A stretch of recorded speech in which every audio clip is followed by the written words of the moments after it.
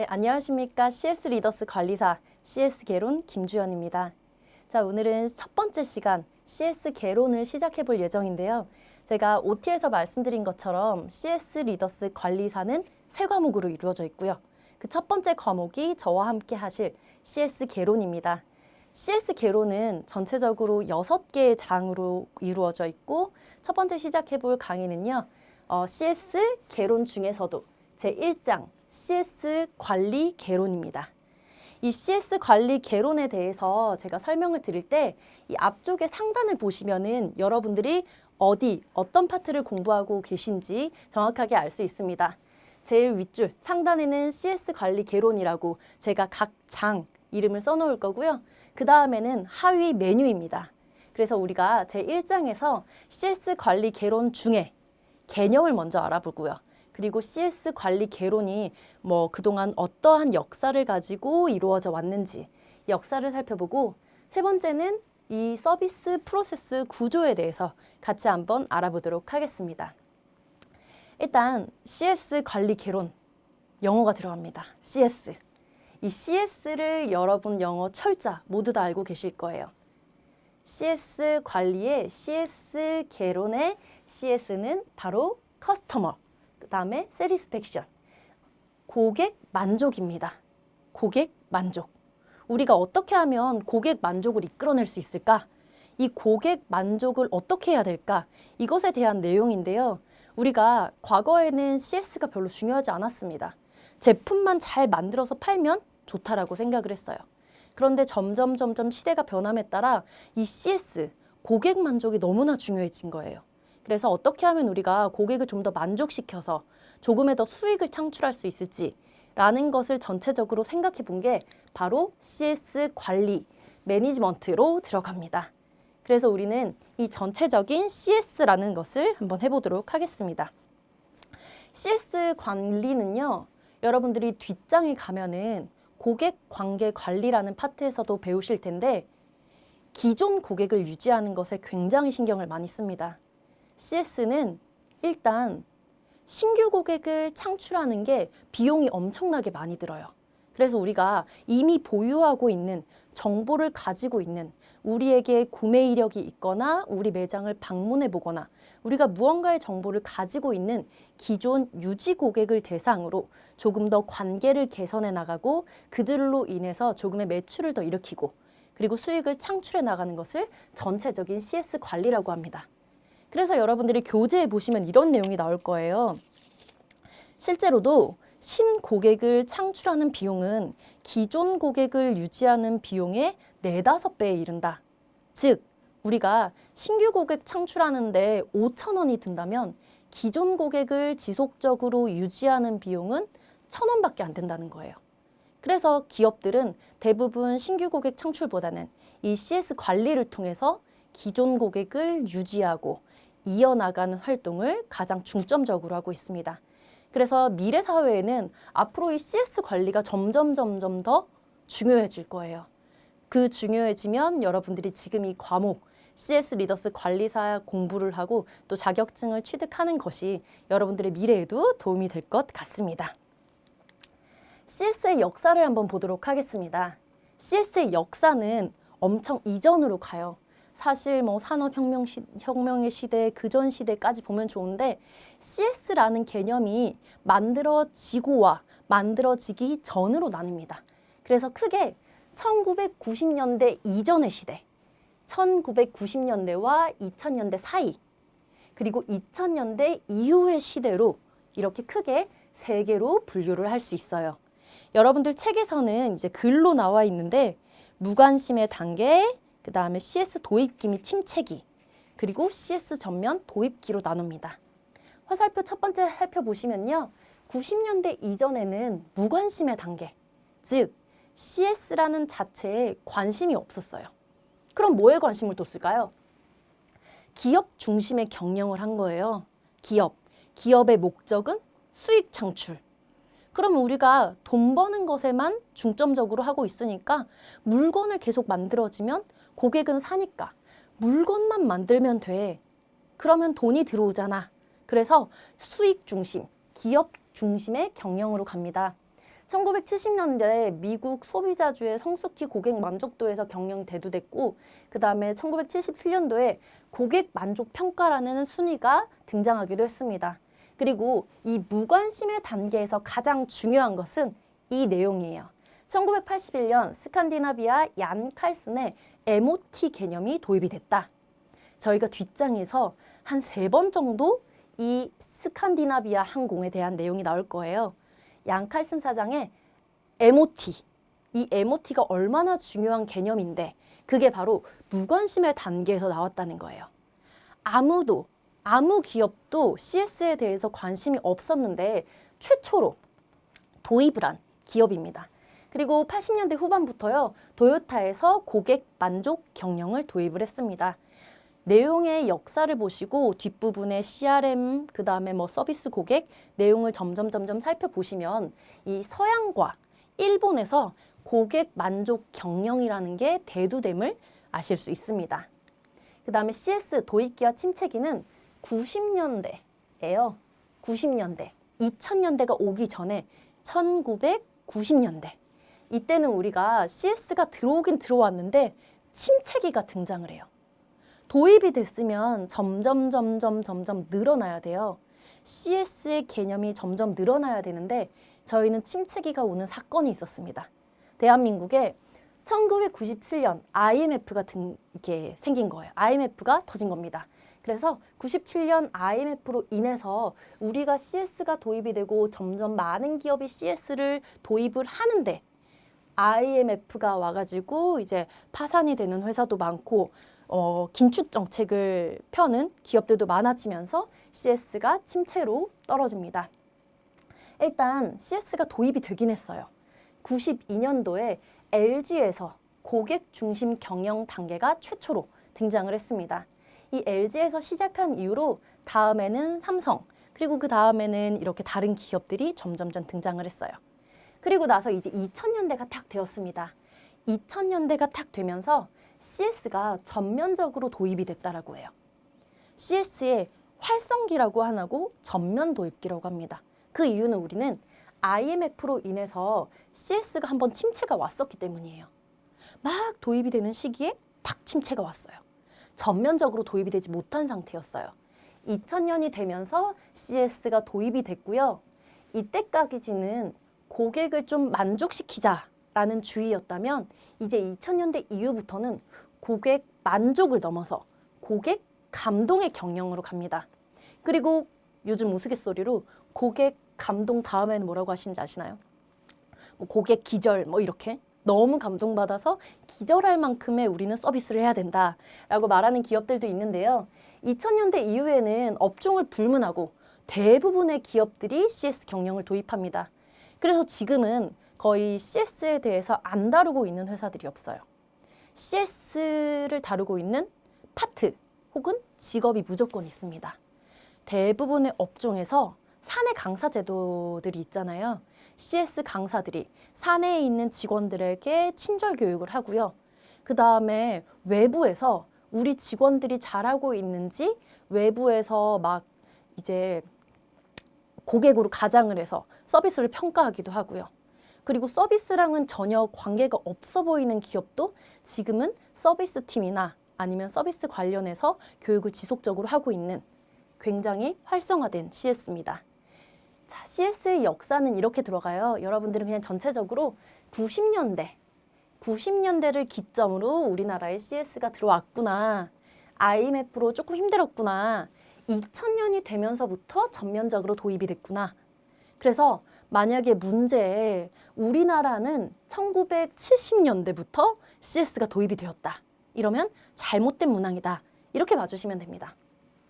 자, 저희는 1장 CS 관리 개론의 개념을 받고 역사를 봤습니다.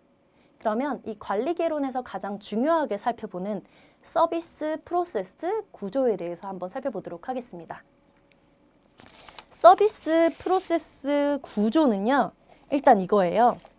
제가 그림으로 한번 표현을 해봤습니다. 여러분들 책에서는 이제 글로 서술형으로 돼 있는데 투입, 그 다음에 산출물로 이루어지는 과정이다. 우리 기업이 있어요. 우리가 회사가 있습니다. 그런데 우리는 어떤 회사냐면 옷을 만드는 회사예요. 의류업. 그래서 옷을 만들어야 돼요. 옷을 만들려면 일단 뭐가 있어야 될까요? 맞아요. 원자재 있어야 돼요. 원단도 있어야 되고요. 이 원단을 자르고 오리려면 기계들도 있어야 됩니다. 그리고 이 기계들을 작동시킬 사람도 있어야 돼요. 이 사람들을 뽑았으면 이 사람들을 어떻게 교육을 시켜가지고 옷을 만들지, 그리고 요즘의 사람들은 어떤 옷을 좋아하는지, 기타 등등의 정보가 필요합니다. 그러면 이제 기업이 원단도 있고 만들 수 있는 기계도 있고 사람도 있고 정보도 있어요. 그럼 요거를 가지고 옷을 만들면 됩니다. 드디어 기업이 옷을 만들었습니다. 이 옷을 어떻게 해야 될까요? 팔아야 돼요. 누구한테? 소비자, 고객한테 팔아야 됩니다. 이 전체적인 일련의 과정을 우리는 서비스 프로세스라고 합니다. 쉽게 생각하시면 돼요. 협의의 서비스 프로세스는요, 그냥 기업이 생산을 하고 제품에게 고객에게 나가는 것까지인데, 사실 좀 광이 넓은 서비스 프로세스의 개념은요, 고객이 이 옷을 사기 전 모든 단계를 우리는 서비스 프로세스라고 합니다. 회사를 기준으로 한번 생각을 해요. 인풋, 무언가를 막 투입을 해요. 원단, 기계, 사람, 정보 막 투입을 해가지고요. 아웃풋을 산출해냅니다. 그 아웃풋은 옷이고요. 근데 그 옷을 통해서 아웃풋을 창출해야 돼요. 바로 수익 창출이에요. 고객이 옷을 삼으로써 돈이라는 아웃풋이 기업 기준에는 이렇게 나오는 거예요. 그래서 서비스 프로세스 구조를 보시면 여러분들은 이 그림을 전체적으로 한번 생각을 하시면 돼요. 기업 기준으로 무언가를 투자해서 고객에게 판매하는 것. 우리가 자동차 회사라면 자동차 원자재 기술 사람 정보, 자동차를 만들어서 고객에게 판매하는 것. 이 전체를 서비스 프로세스 구조라고 인식을 하시면 됩니다. 자, 교재를 한번 보도록 하겠습니다. 교재 첫 번째 의의에 보시면요. 첫 번째 가로 의의에 보시면 기업 측면에서 보면은 원자재, 원재료, 정보, 사람들을 투입, 인풋, 그리고 이로 인해서 산출물, 아웃풋, 뭐 옷이 나왔겠죠. 이것에 대한 변환 과정을 표시한 것이다. 그럼 고객의 측면에서 볼게요. 광의로 넓게 보면요. 고객을 통한 결과물 또는 이 고객이 이 옷을 입음으로써의 생기는 가치를 만들어내는 모든 것을 우리는 서비스 프로세스라고 만들 수 있습니다. 이 서비스 프로세스의 궁극적으로는요. 과업 성과를 제고할 수 있어야 돼요. 이 프로세스를 잘 개선해가지고 수익을 더 많이 창출해야 돼. 원단을 싸게 사고요. 뭐 어떻게 하고요. 인력을 어떻게 활용을 하고요. 어떻게 잘 만들어서 마케팅해서 고객님한테 팔아서 수익을 최대화시키는 것. 이런 것도 필요하고요. 그 다음에 이 전체 프로세스의 규율은 이것을 통제하기 위한 규율이 아니라 창의성과 효율성 제고를 위함이래요. 통제하는 것은요. 이건 반드시 지켜야 돼 라는 통제가 아니라 어떻게 하면 우리가 조금 더 낮게, 조금 더 좋게, 조금 더 효율적으로, 좀 더 창의적으로 이 프로세스를 개선할 수 있을까? 이 내용에 대해서 말하는 겁니다. 그래서 결국 프로세스는요. 목적론적, 전체론적 입장에서 모든 기업 활동이 고객 만족을 위해 진행할 때 기업이 추구하는 목적을 성취할 수 있다. 이렇게 나옵니다. 그리고 밑에 이 의의는 쉬워요. 이제 비즈니스 프로세스의 의의를 한번 보실 텐데요. 이 비즈니스 프로세스는 매년 기출이 되고 있어요.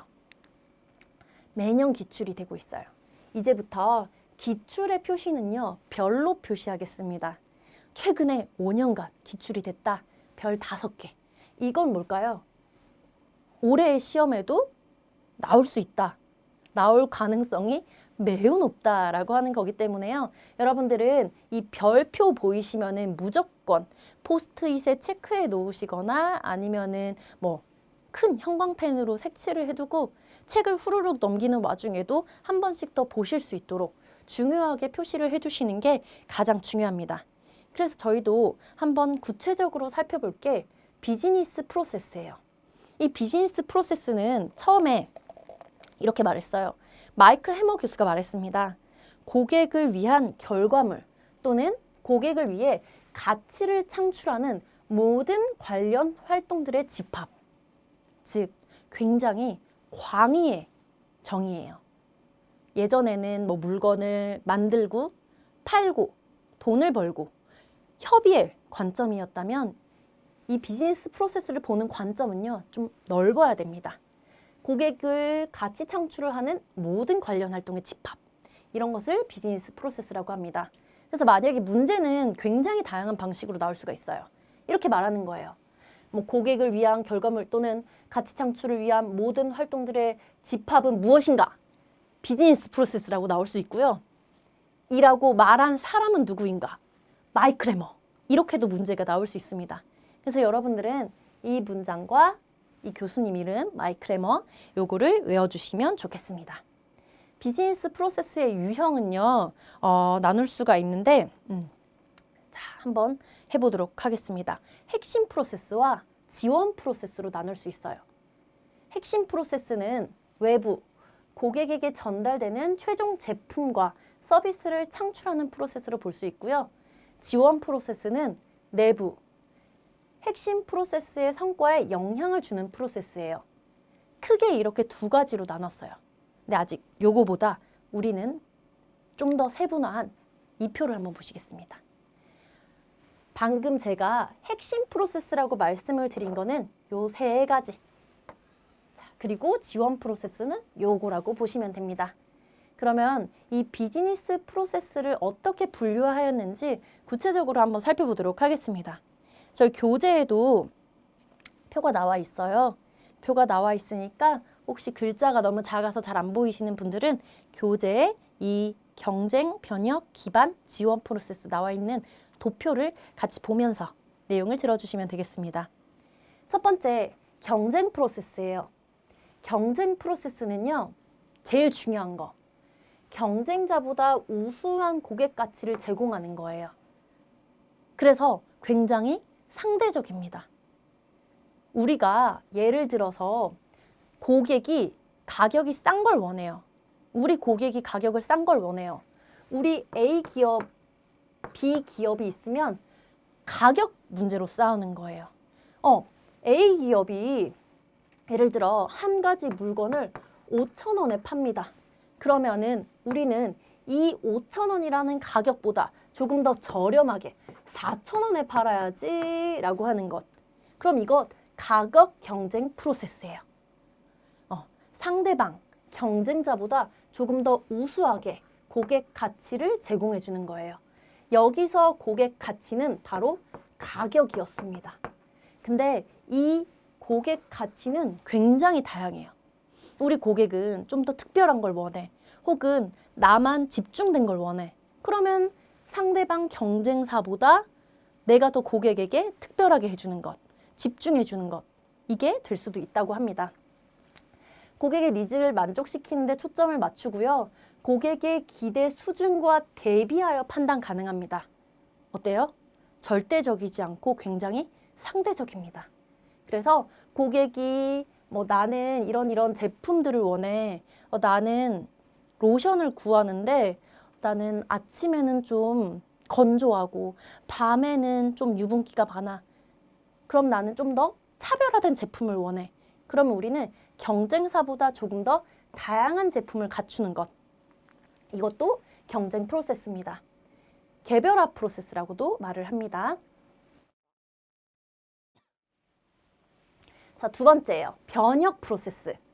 굉장히 급속히 변화하는 환경 속에서 조직의 지속적인 경쟁 우위를 확보하는 것. 즉 이렇게 생각하시면 돼요. 신제품을 빠르게 개발해요. 최근에 보면은 마케팅에서 가장 화두가 되는 것이 시대가 굉장히 빠르게 흐름에 따라서 고객의 니즈도 다양해지지만 고객에게 접근할 수 있는 방법이 굉장히 다양해지고 있어요. 엄청 구시대적으로는 고객에게 마케팅을 할 때 매스, 광고, 라디오, 신문 이렇게 매스 마케팅을 했는데 최근에는 조금 더 세분화된 마케팅을 하잖아요. 얼마 전까지만 해도 이메일로 광고를 하는 것이 효과적이다라고 했어요. 근데 요즘에 이메일 광고가 효과적이다라는 말 들어보셨어요? 아닙니다. 어떻게 할까요? SNS 마케팅, 바이럴 마케팅, 뭐 구전 효과 마케팅이라고 하는데요.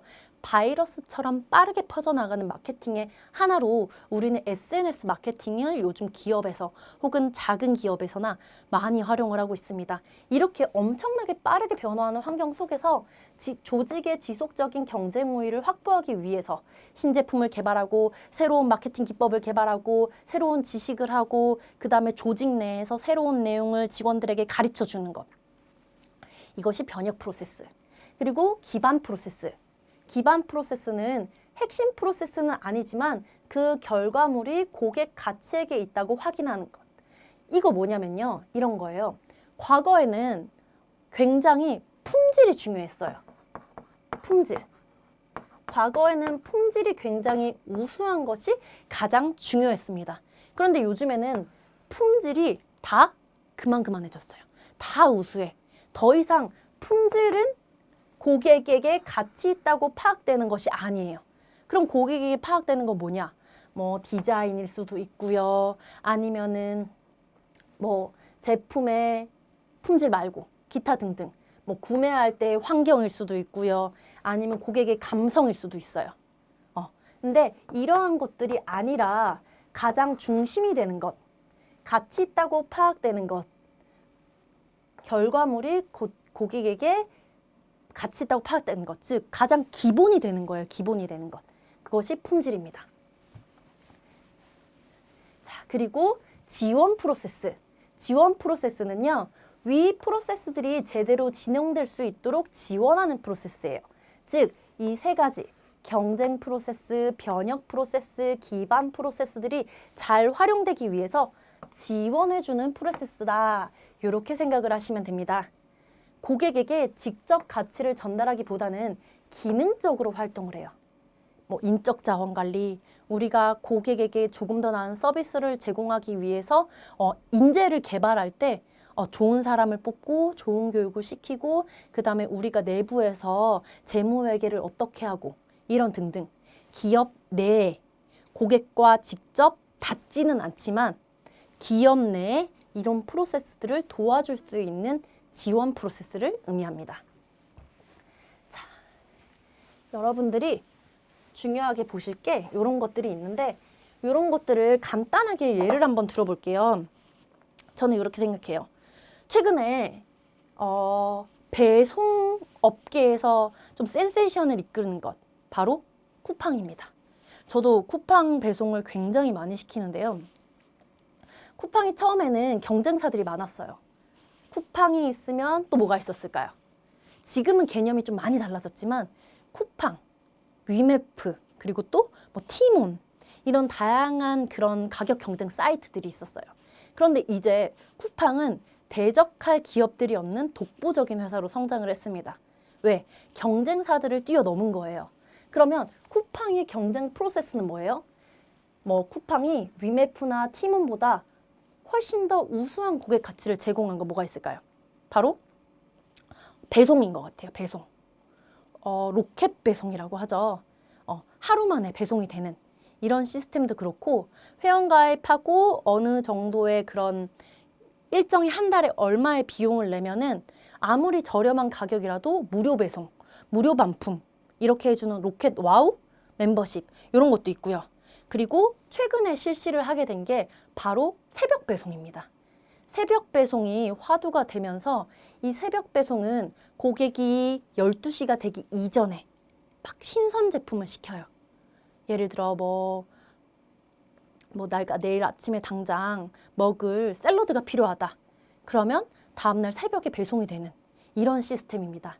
다른 경쟁사는 배송에 대해 시간이 더 많이 걸렸다면 쿠팡은 경쟁사들보다 훨씬 더 빠르고 고객의 니즈에 맞게 우수한 고객의 가치를 제공해 준 거예요. 이때 고객 가치는 편리함일 수도 있고요. 빠른 배송일 수도 있고요. 아니면은 굉장히 나의 물건이 소중하게 배송되어 왔다. 이런 거일 수도 있고요. 그리고 변혁 프로세스. 쿠팡에서 변혁하는 거는 바로 이거예요. 예전에는 당연히 택배는 2박 3일, 3박 4일 걸린다라고 생각을 했는데 배송 시기가 굉장히 짧아졌어요. 전 세계에서 택배 배송 시간이 가장 짧은 곳이 우리나라일 거예요. 그래서 우리나라에서 보면은요, 굉장히 빠르게 택배, 즉 배송 환경이 변화되었습니다. 이 배송 환경이 변화되면서 마켓컬리 등에서부터 새벽 배송을 시작했어요. 이렇게 빠르게 새벽 배송에 변화하는 환경 속에서 경쟁 우위를 확보하는 거예요. 빠르게 변화하는 환경 속에서 우리도 빨리 새벽 배송을 도입하자. 이렇게 됐고요. 그 다음에 변혁적 프로세스 중에 하나가 쿠팡맨을 정규직으로 뽑은 내용인 것 같아요. 예전에는 택배 회사에 위임을 하는 내용이었어요. 제품을 판매만 하지 배송까지는 하지 않았지만 이제 공식적으로 쿠팡맨이라고 그 직원들을 채용을 해서 그들에게 인해서 빠르고 안전한 배송을 한다. 그리고 요즘에는 사진 찍어서 쿠팡맨들은 남겨주잖아요. 그래서 고객에게 가치를 주는 경쟁 프로세스도 잘 넣었고 빠르게 변화하는 변혁 프로세스도 굉장히 잘 넣었다. 그리고 쿠팡의 기반 프로세스는 뭘까요? 바로 여기서도 품질이 되는 거예요. 왜? 품질은 평준화되어 있거든요. 여기서 중요한 건 쿠팡에 파는 게 위메프, 티몬을 다 팔아요. 다 똑같은 제품들이 팔아요. 제품, 품질은 다 비슷비슷해요. 요게 기반이 되어 있기 때문에 우리는 고객에게 좀 더 나은 가치 그리고 빠른 환경 속에서 빠르게 변화하는 조직 내의 그런 변화력이 쿠팡의 성공 요인이지 않았을까라고 생각을 합니다. 자, 그리고 요거까지 살펴보셨다면 아래 더 알아보기를 한번 보도록 하겠습니다. 더 알아보기를 한번 보시면은 린 쇼스탁의 서비스 설계 시 위험이라고 나와요. 요 내용이 기출이 됐던 적이 있습니다. 기출이 될 때는 어떻게 나왔냐면요. 린 쇼스탁이 말한 서비스 설계 시 위험 요소인 것을 고르시오라고 나왔어요. 그런데 반대로 서비스 위험 요소가 아닌 것을 고르시오라고 또 나올 수가 있겠죠. 그래서 우리는 여기서 문제를 한번 살펴보겠습니다.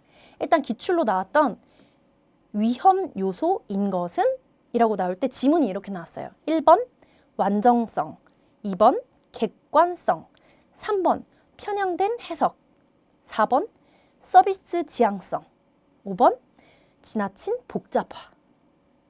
어떻게 교재에 나와 있는 내용과 매칭이 되시나요? 하나하나 살펴볼게요. 첫 번째, 책에 나와 있는 내용은 설계 시 위험 요소예요. 그리고 기출은 위험 요소가 아닌 것입니다. 첫 번째, 완전성에 반대되는 것을 한번 살펴볼게요. 완전성에 반대된 것. 두 번째에 있는 미완성. 미완성이 위험 요소래요. 그럼 완전성은 위험 요소인가요, 아닌가요? 아니죠, 아니죠. 그러면 두 번째 객관성. 객관성에 반대되는 것 한번 살펴볼게요. 객관성. 여기 세 번째. 개인적인 체험에 의해 왜곡이 될 수 있는 주관성은 굉장히 위험하대요. 그러면 객관성은 위험해요, 안 위험해요? 안 위험해요. 세 번째, 편향된 해석. 마지막으로 편향된 해석은 위험하다라고 나왔어요. 그러면 바로 이 3번이 정답이 되는 겁니다. 3번, 편향된 해석이 위험 요소인 것으로 나옵니다. 그리고 기출을 한 번 더 살펴보시면 네 번째, 서비스 지향성. 서비스를 지향하는 건 위험 요소일까요? 아니죠. 위험하지 않은 좋은 요소입니다. 자, 다섯 번째, 지나친 복잡화. 린 쇼스탁이 말하기를 지나치게 간소화하면 위험하대요. 복잡화하는 건 고객마다 굉장히 차별화를 하고 다양성을 인정하는 거기 때문에 좋은 거. 그래서 여기서 진짜 위험 요소는 편향된 해석. 한쪽으로만 보는 편향된 해석이 굉장히 위험하다. 이렇게 살펴보시면 됩니다. 그래서 여러분들은 더 알아보기에 요 내용, 서비스를 설계할 때는 지나친 간소화 위험해, 미완성 위험해, 주관성 위험해, 편향된 해석 위험해. 요거를 하실 때 여러분들이 시험 문제에 반대로 나오면 헷갈릴 수 있기 때문에 이렇게 화살표를 해서 지나친 간소화 옆에는 뭘까요? 지나친 복잡화. 이렇게 내용을 하나씩 써주시는 게 좋을 것 같아요. 그 다음에 미완성 옆에는 화살표에서 완성. 이렇게 적어주시고요. 주관성 옆에는 객관성. 그 다음에 편향된 해석 말고는 뭐 다양한 해석, 다방면의 해석 이렇게 해석을 해서 반대 요소들도 한 번씩 확인해 보시는 게 좋을 것 같습니다. 자, 그리고 다음으로 넘어가 볼게요. 서비스 프로세스 분류의 유용성입니다. 이렇게 서비스 프로세스를 분류하는 것이 왜 도움이 되냐라는 내용인데요. 기업 내에 이렇게 프로세스를 방금 4가지로 분류함에 따라 프로세스 중요도에 따른 자원을 배분하고 운영의 효율성을 제고할 수 있대요. 그리고 비즈니스 프로세스 분류에는 리엔지니어링, 우리가 처음부터 끝까지 프로세스를 다시 한번 확 개선을 할 수 있는 리엔지니어링의 노력과 집중을 할 수 있어요. 자, 그리고 4번째, 비즈니스 프로세스 분류는요, 지속적인 프로세스 혁신의 출발점이 된대요. 경쟁 프로세스와 변혁 프로세스를 제외한 나머지 프로세스의 아웃소싱과 같은 성과 개선을 노력을 진행하게끔 유도. 즉, 경쟁과 변혁은요, 기업이 주체적으로 무언가를 경쟁사보다 좋은 가치를 만들어내고 빠르게 변화하는 세대에 맞춰서 가야 되기 때문에 이걸 제외한 나머지는 아웃소싱, 지원하고 핵심 기반이 되는 품질 같은 아이들은 아웃소싱과 같은 성과 개선을 통해서 진행하게끔 유도도 할 수 있습니다. 자, 5번째, 서비스 프로세스의 표준화 및 개별화 나왔는데요. 요 내용은 이제 요 항공사, 사우스웨스트 항공사와 싱가포르 항공사만 외워주셔도 될 것 같아요. 사우스웨스트 항공사는 여러분도 들어보실 수도 있지만 미국의 텍사스를 중심으로 이제 취향한 저가 항공사였어요. 최초에는 텍사스 기준으로 이제 단거리 노선만 가지고 있는 저가 항공사였어요. 저가 항공사의 장점이 뭘까요? 당연히 저가 항공사의 장점은 당연히 가격이 낮아요. 티켓 가격이 낮아요. 그러면 우리가 고객한테 이렇게 비행을 할 때 낮은 가격을 받으면은 그걸 줄 수 있을까요? 없을까요? 기내식 못 줘. 기내식 없어. 그리고 서비스, 고급화 서비스. 뭐 고객님한테 찾아가서 담요를 준다던가 고객님께 음료를 무료로 비싼 음료를 막 준다던가 할 수 있어요? 없어요. 그래서 이것보다는 우리는 이 타항공사와 연계 운영하고 중앙기지 시스템으로 소규모, 저렴한 요율, 단거리 운행, 그 다음에 이런 음료 식사 제공 생략, 좌석 파는 거 폐지, 비싼 좌석 없어요. 이렇게 해서 프로세스의 표준화 전략에 성공하였다라고 합니다. 이제 과거의 사우스웨스트 항공사는 이렇게 성장을 했어요. 서비스를 표준화시키고 일단 완전 그 저가 항공사의 기본인 저가격, 가격을 저렴하게 해서 노선을 많이 해서 이익을 창출하자. 싸게 해서 많은 고객을 불러일으키자라고 해서 서비스를 표준화해서 경영이 시작됐어요. 잘 됐어요. 그러면서 매출이 점점 느니까 어떡할까요? 조금의 장거리도 생기기 시작했어요. 그리고 다른 나라까지도 지금 노선이 펼쳐져 있다고 합니다. 이렇게 점점 펼쳐지다 보니까 이 저가 항공사의 금액이 조금 올라가기도 하겠죠. 그럼 여기서 고객들이 다른 저가 항공사들이 너무 많이 생김에 따라 사우스웨스트 항공의 특이점을 얻지 못하는 거예요. 이 서비스 표준화로 저가 항공사의 기본이 되었는데 더 이상 저가 항공사들의 경쟁으로 인해 서비스 표준화가 먹히지 않아요. 그래서 최근에 사우스웨스트 항공사를 검색해 보시면 여러분들은 바로 이 내용을 많이 보실 수 있을 거예요. 뭘까요? 펀 경영. 사우스웨스트 항공사는 서비스 표준화로 미국의 저가 항공사에서 자리를 잘 잡았어요. 이렇게 자리를 잘 잡았는데 저가 항공사가 너무 많이 생기는 거예요. 경쟁력이 희미해져. 서비스 표준화 걔들도 다 해버려. 그래서 이제는 사우스웨스트 항공에서 펀 경영을 하는데 재밌어야 된다. CEO가 재밌어야 돼. 유머를 해야 돼. 사람들이 재밌으면 또 올 거야. 자기부터 막 분장을 하고요. 재미있게 직원들을 웃기곤 했대요. 그래서 여기서 가장 재미있는 영상이 있어요. 검색을 좀 해보시면 나올 텐데 기내 방송이 굉장히 웃깁니다. 저가 항공사기 때문에 우리가 좀 비싼 서비스, 무언가를 선물로 주고 뭐 고급화 전략은 하지 못해요. 그러면 돈 안 들이고 할 수 있는 게 뭐가 있을까? 재미있는 거야. 그럼 뭐가 재밌을까? 기내 방송이었어요. 우리가 비행기를 타면은 뭐 기본적으로 안전벨트 매라, 뭐 기내에서 뭐 어떻게 해라, 출구는 어디 있다, 그리고 여기 뭐 사용 방법은 어떻다 이렇게 말씀을 드리잖아요. 근데 이 기내 방송을요 굉장히 재밌게 해요. 뭐 기내에서 흡연이 금지돼 있다. 걸리면 벌금이다. 그 벌금 낼 거냐?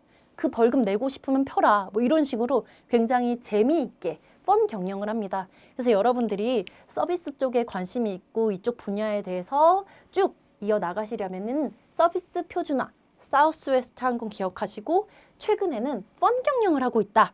요까지 해주면 베스트가 될 것 같아요. 그리고 서비스 개별화는 싱가포르 항공이 나와요. 싱가포르 항공은 여러분들이 반대되는 개념이라고 보시면 돼요. 싱가포르 항공은요, 진짜 최고급 서비스를 합니다. 승무원에게요, 되게 많은 권한이 부여가 돼 있어요.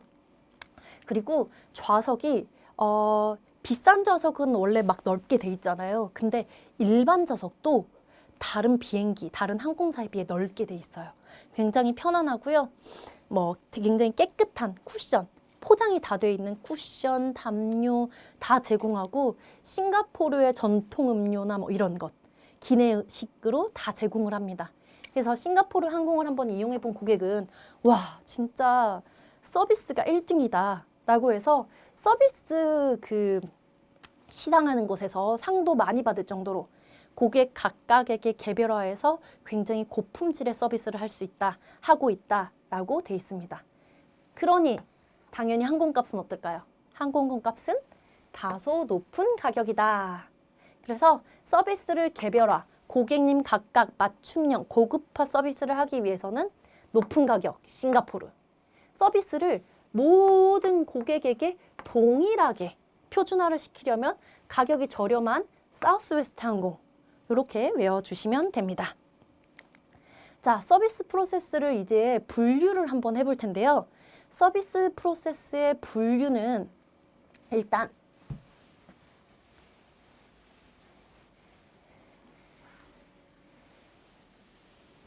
노동, 집약도, 고객과의 상호작용, 개별화를 기준으로 4가지로 구분을 할 수 있습니다. 서비스는 4가지로 구분을 할 수 있는데 그 기준은 노동, 집약도, 상호작용, 개별화입니다. 노동, 집약도는 이거예요. 서비스에 전달할 장치나 설비 등 자본에 대한 의존도와 사람에 대한 의존하는 정도인 노동에 대한 의존도의 상대적 비율을 말해요. 즉, 노동 집약도가 높으면 설비가 아니라 사람. 노동 집약도가 낮으면 설비에 집중돼 있다는 거예요. 자, 그리고 고객과의 상호작용이에요. 고객이 이 프로세스와 상호작용을 하는 정도, 상호작용 정도가 높으면 고객과 많이 만난다. 상호작용 정도가 낮으면 고객과 만나는데 4대1 이렇게 상호작용의 정도가 낮다. 이렇게 표현을 합니다. 그리고 개별화. 서비스가 고객에 의해 개별화되었다. 한 명 한 명에게 개별화되었다. 요 내용까지를 말합니다. 그럼 저희는 이 서비스 프로세스 분류에 대해서는 다음 시간에 계속 이어서 하도록 하겠습니다. 수고하셨습니다.